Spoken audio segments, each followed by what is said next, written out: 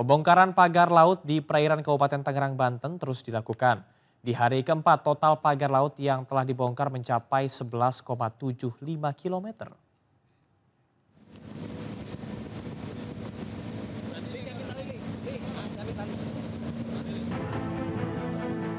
750 personel gabungan Bakamla, Polair, KKP hingga nelayan dikerahkan di hari keempat pembongkaran pagar laut di perairan Kabupaten Tangerang, Banten. Pembongkaran terbagi di 3 titik lokasi, yaitu perairan Tanjung Pasir, Kronjo, dan Maung. Sejauh ini, total 11,75 km pagar laut berhasil dibongkar. Setiap harinya ditargetkan 5 km bambu dibongkar. Kalau target seperti biasa 5 kilo, tapi saya tidak mau berhitung dengan angka dulu, Mbak. Sekarang ini target saya gimana caranya secepatnya kita tarik. Target tetap antara 5 sampai 7. Nah, tapi berdasarkan pengalaman, begitu masuk di jam-jam 2 ke sana, itu udah berawan, kemudian ini udah surut, gelombangnya tinggi. Ini tidak memungkinkan ataupun tidak efektif kalau kita melaksanakan penarikan. Mengingat kedangkalan kapal-kapal seperti ini sudah tidak bisa mendekat lagi. Pembongkaran diperkirakan selesai dalam 9 hari ke depan, menyesuaikan dengan kondisi cuaca dan ombak. Percepatan pembongkaran pagar laut diharapkan dapat mengembalikan mata pencarian para nelayan yang sempat terhambat. Dari Tangerang, Banten, Dilami Aulia, Jamie Yasin, iNews melaporkan. Pemirsa, Menteri Agraria dan Tata Ruang Nusron Wahid memastikan 50 sertifikat hak guna bangunan dan hak milik pagar laut di Kabupaten Tangerang telah dibatalkan. Sebelumnya, Kepala Desa Kohod Arsin menyebut laut yang dipasang pagar laut itu sebelumnya berupa empang atau kolam ikan.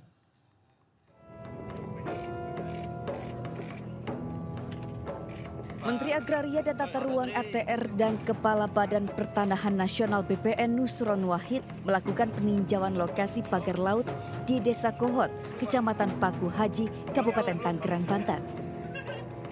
Dalam kunjungan itu, Menteri Nusron mengungkapkan sekitar 50 sertifikat hak guna bangunan atau HGB dan hak milik HM pagar laut di Kabupaten Tangerang telah dibatalkan karena sertifikat itu berstatus cacat prosedur dan material sehingga batal demi hukum. Dari 50 sertifikat HGB atau HM pagar laut yang telah dibatalkan, legalitasnya adalah milik PT IAM. Sebelumnya Nusron mengaku sempat berdebat dengan Kepala Desa Kohod Arsin terkait legalitas sertifikat pagar laut milik PT IAM. Menurut Nusron, Kades Arsin berupaya menerangkan bahwa pagar laut yang dipasang merupakan lahan kosong yang sebelumnya berupa empang atau kolam yang berubah menjadi hamparan laut karena abrasi. Namun pengakuan Kades itu dibantah oleh Nusron. Nusron berkilah berdasarkan fakta jika lahan secara fisik hilang atau tidak terlihat wujudnya, maka status tanah tersebut sudah hilang. Itu toh kalau dulunya empang, kalau yang di sono tadi karena udah nggak ada fisiknya, maka itu masuk kategori tanah musnah. Nah, kalau masuk kategori tanah musnah, otomatis hak apapun di situ hilang. Hak milik juga hilang, hak guna bangunan juga hilang. Kenapa? Barangnya udah nggak ada, gimana ada haknya? Diketahui saat ini terdapat 263 bidang sertifikat HGB HM pagar laut yang tertera di perairan Kabupaten Tangerang. Ratusan sertifikat tersebut dimiliki sejumlah perusahaan dan ada juga perorangan. Dari Kabupaten Tangerang, Banten, Hasnugara, iNews melaporkan. Kejaksaan Agung terus memantau perkembangan kasus pagar laut di Tangerang, Banten. Kejagung juga belum memastikan apakah akan turun tangan dalam kasus dugaan korupsi pagar laut karena belum mengantongi bukti dan informasi yang cukup kuat. Mengikuti ya secara seksama bagaimana perkembangan di lapangan terkait dengan penanganan masalah ini ya. Tentu kita mendahulukan lembaga-lembaga yang menjadi leading sektor atau yang berkompeten terkait dengan administrasi dan seterusnya.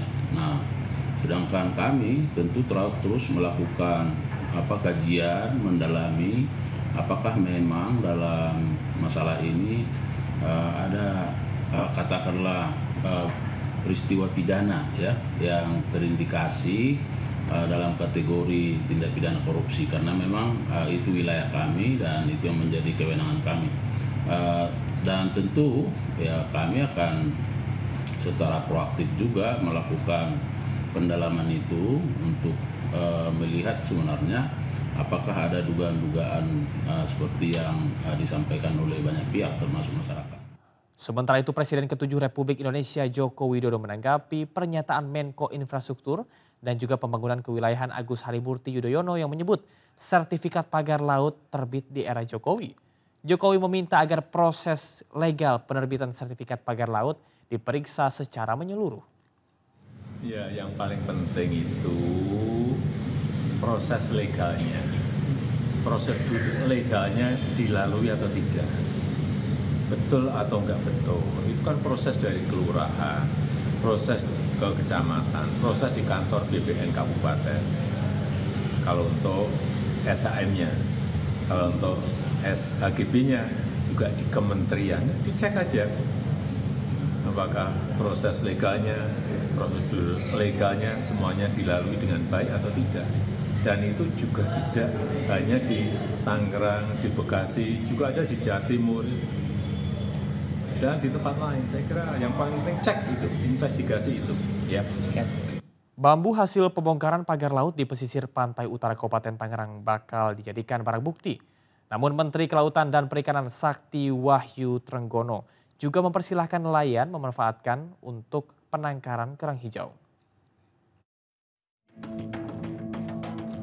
Pagar laut sepanjang 30,16 km sedang dibongkar secara gotong royong melibatkan berbagai pihak. Nantinya pagar laut dari bambu tersebut akan dijadikan sebagai barang bukti. Menteri Kelautan dan Perikanan Sakti Wahyu Trenggono mempersilahkan nelayan untuk memanfaatkan pagar laut yang telah dibongkar di perairan utara Kabupaten Tangerang. Sebagai barang bukti, lalu kemudian juga bisa jadi itu bisa dimanfaatkan oleh nelayan untuk penangkaran kerang. Ya, kerang hijau, ya, itu jadi kerang hijau bisa dimanfaatkan. Sesuai dengan arahan Menteri Kelautan dan Perikanan, para nelayan di kawasan Tanjung Pasir, Tangerang, Banten memanfaatkan pagar bambu yang telah dicabut untuk membangun gubuk dan tambak kerang hijau. Pagar bambu yang berhasil dikumpulkan, nelayan letakkan di dermaga Tanjung Pasir.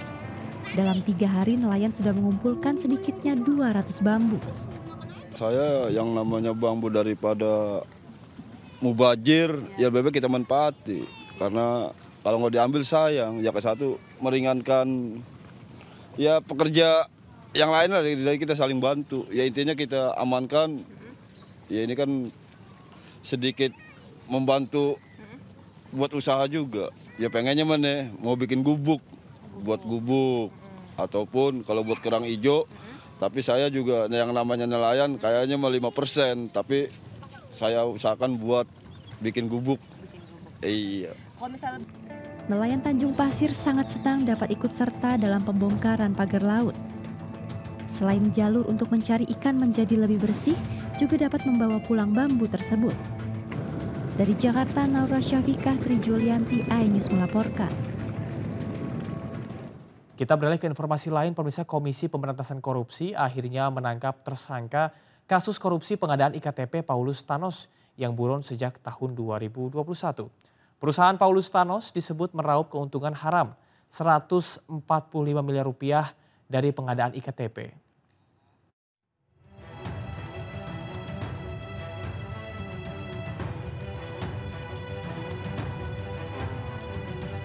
Komisi Pemberantasan Korupsi menangkap tersangka kasus korupsi pengadaan IKTP yang masuk dalam daftar pencarian orang sejak 2021, Paulus Thanos.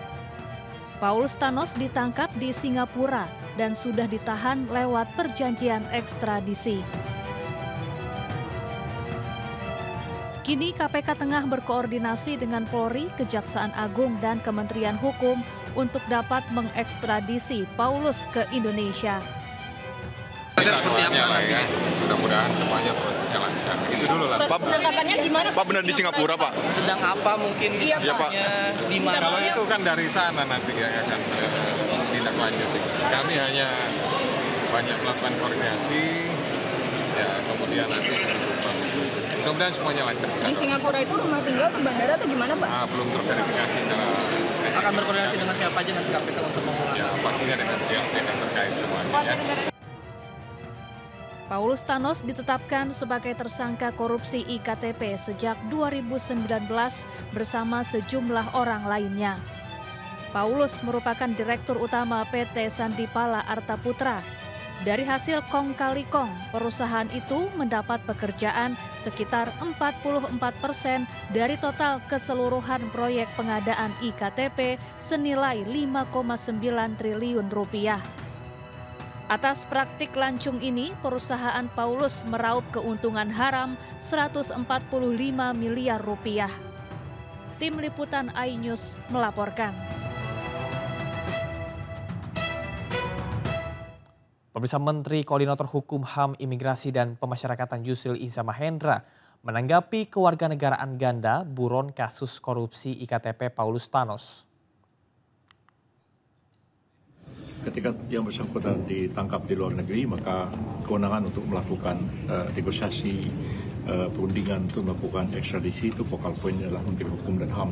Dan saya sudah mendapatkan juga informasi bahwa Kementerian Hukum dan HAM bersama Kejaksaan Agung dan juga Kementerian Luar Negeri sedang berkomunikasi dengan pemerintah Singapura untuk yang bersangkutan diserahkan ke Indonesia sesuai dengan ekstradisi yang sudah ditandatangani antara pemerintah Indonesia dengan pemerintah Singapura. Paulus Thanos kan ini sekarang warga negara Afrika Selatan, Prof. Apakah bisa diekstradisi ke Indonesia, Prof? Persoalannya begini, ketika dia sedang melakukan kejahatan itu, dia warga negara apa? Ya. Dan saya kira belakangan dia baru pindah ke warga negara Afrika Selatan, dan itu pun kita mesti mempelajari juga. Karena proses untuk pindah warga negara itu kan harus ada pelepasan lebih dulu terhadap warga negara Republik Indonesia. Sementara ini kita masih menganggap yang bersangkutan adalah warga negara Indonesia. Presiden Prabowo Subianto mengikuti upacara penyambutan resmi dari pemerintah India pada Sabtu pagi waktu setempat. Prabowo juga mengunjungi makam Rakyat Memorial untuk memberikan penghormatan kepada Bapak Bangsa India Mahatma Gandhi.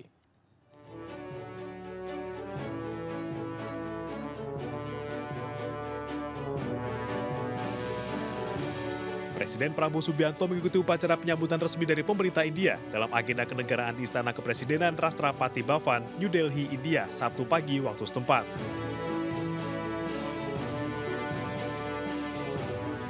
Ia disambut Presiden India Drupadi Murmu dan Perdana Menteri India Narendra Modi. Prabowo mengungkap apresiasinya atas undangan ini dan mengatakan Indonesia menganggap India rekan yang sangat baik. Indonesia considers India a very great friend. India was one of the first country, maybe the first country to recognize our independence, to support us in our struggle for independence. We will never forget what India did to help us.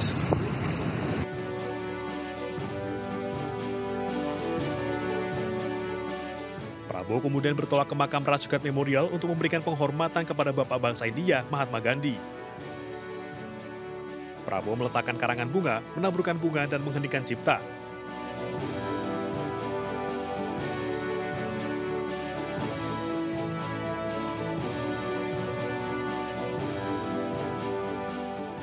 Ia kemudian menuliskan kesan terhadap sosok Mahatma Gandhi sebagai pemimpin, guru, dan inspirasi yang hebat bagi seluruh umat manusia.